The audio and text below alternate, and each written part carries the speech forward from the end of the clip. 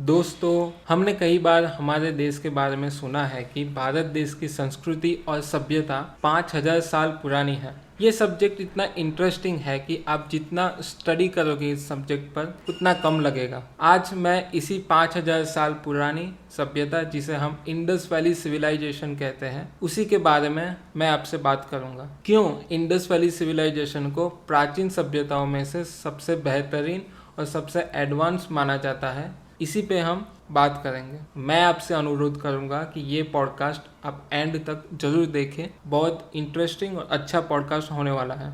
हमारे देश भारत के इतिहास की बात करें तो उसकी शुरुआत इंडस वैली सिविलाइजेशन यानी कि सिंधु घाटी सभ्यता से हुई है। 2500-2500 ईस्वी पूर्व, मतलब आज से 4500 या 5000 साल पहले ये सभ्यता भारत के उत्तर पश्चिमी एरिया, आज के पाकिस्तान और अफगानिस्तान के एरिया में पाई जाती थी। उस समय दुनिया में 4 और सभ्यताएं थी, जैसे कि इंडस वैली सिविलाइजेशन हो गई, फिर मेसोपोटामिया, चीन की सभ्यता और इजिप्ट की सभ्यता। इन सब सभ्यताओं में से इंडस वैली सिविलाइजेशन के फैक्ट्स और इंफॉर्मेशन जब दुनिया के सामने आए तो सारे दंग रह गए। इंडस वैली सिविलाइजेशन के सिटीज को इंजीनियरिंग के मास्टरपीस माना जाता है। हड़प्पा, मोहनजोदारो और इंडस सिविलाइजेशन के कई सारे सिटीज आज के ज़माने के स्मार्ट सिटीज से उस टाइम के हिसाब से बहुत वेल प्लान्ड, वेल ऑर्गेनाइज्ड और वेल मैनेज थे। इस सिविलाइजेशन के कई सारे सिटीज ग्रिड साइज, यानी कि इस सिटीज के सारे रास्ते 90 एंगल से मिलते थे। जैसे कि आज के इंडिया के गांधीनगर हो या चंडीगढ़ हो, उसमें आप ऐसे रोड देख सकते हो।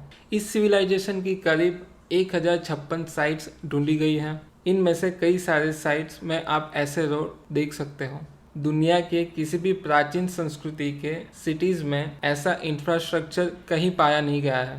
कंस्ट्रक्शन में हम जो ब्रिक्स इस्तेमाल करते हैं, जो ईंटों का हम इस्तेमाल करते हैं, वैसे ही ईंटें इंडस वैली सिविलाइजेशन के एक्सकेवेशन के दौरान मिली थी। और इंटरेस्टिंग ज़्यादा बात यह है कि वो ईंटों का साइज़ एकदम यूनिफॉर्म था और वो स्टैंडर्ड साइज़ था 1 2 4, यानी कि जो भी कंस्ट्रक्शन में वो ईंटों का वो इस्तेमाल करते थे इंडस वैली सिविलाइजेशन के लोग, उसका साइज एकदम स्टैंडर्ड होता था। जो अब दुनिया भर के आर्कियोलॉजिस्ट हैं वो अभी इसी बात पे अभी ज़्यादा रिसर्च कर रहे हैं कि इंडस वैली सिविलाइजेशन के लोग जो वहाँ पे रहते थे, उनके पास ऐसी कौन सी इंजीनियरिंग स्किल थी या कोई कौन सी टेक्नोलॉजी थी जिसके जरिए वो, जैसे कि 90 एंगल का रोड हो गया, फिर एक स्टैंडर्ड साइज का ब्रिक्स हो गया, उसका कैसे कौन सी टेक्नोलॉजी से वो मैन्युफैक्चरिंग करते थे। अगर ये सवाल का जवाब मिल जाए तो मुझे लगता है कि इंजीनियरिंग रिलेटेड बहुत सारे क्वेश्चन है उसके आंसर हमें मिल जाएंगे। जो भी सिटीज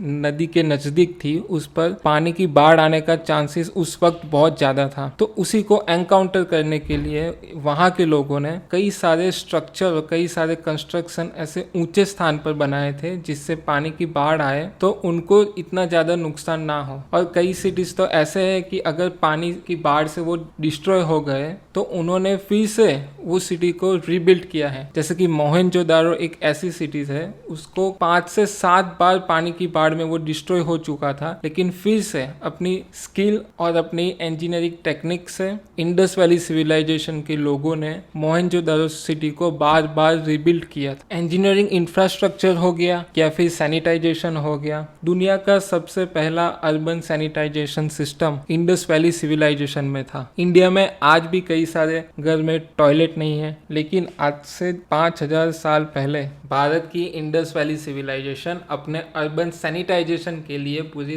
दुनिया में जानी जाती है। सिंधु घाटी सभ्यता के डिफरेंट साइट्स पर कई सारे घर में प्राइवेट कुएं मिले हैं। कई सारे शहरों में पानी के रिजर्वायर, पानी का संग्रह करने का स्रोत मिले हैं, जो दर्शाते हैं कि शहर का वाटर मैनेजमेंट सिस्टम बहुत अच्छा था। कई सारों घरों में बाथरूम और टॉयलेट का कनेक्शन ड्रेनेज सिस्टम से मिलता है। जो ड्रेनेज सिस्टम है वो घर से ड्रेनेज लाइन निकलकर मेन ड्रेनेज लाइन को मिल रही थी, जो इस बात का सबूत देती है कि इंजीनियरिंग के सब्जेक्ट में इंडस वैली के लोग बहुत ही कुशल थे। जो इंडस वैली सिविलाइजेशन की सबसे बड़ी मिस्ट्री है वो है वहाँ की लैंग्वेज। इंडस वैली सिविलाइजेशन की लैंग्वेज अभी तक हम डिकोड नहीं कर सके हैं। अगर ये लैंग्वेज डिकोड हो जाएगा तो कई सारे बड़े राज खुल जाएंगे। इंडस वैली सिविलाइजेशन सिर्फ इंजीनियरिंग में ही नहीं, वो arts, crafts, agriculture, business, sculpture area, इन सभी सेक्टर में बहुत आगे थे। जो भी हमें अवशेष जमीन में से मिले हैं वो सब अवशेष